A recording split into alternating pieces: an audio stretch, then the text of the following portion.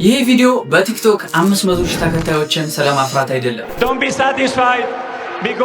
አርሰናልንም እንዲሁም እግር ኳስን ይዤ በቲክቶክ ፕላትፎርም ላይ በብቸኝነት የጀመርኩት እኔ ነበርኩኝ። ለብዙ ዓመታት በቲክቶክ ገጽ ላይ ደከመኝ ሰለቸኝ ሳልል እግር ኳስን ብቻ በማውራት እዚህ ደርሻለሁ።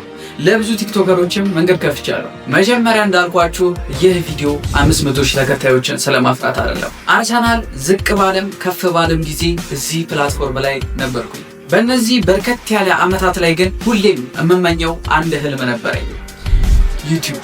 በስተመጨረሻም እናንተ የምታውቁት ብሩክ ኤክሶ ህልሙ ሙን ሆኖ በዩቲዩብ በብሩክ ኤክሶ ሾው በሚል ቻናል መጥቷል።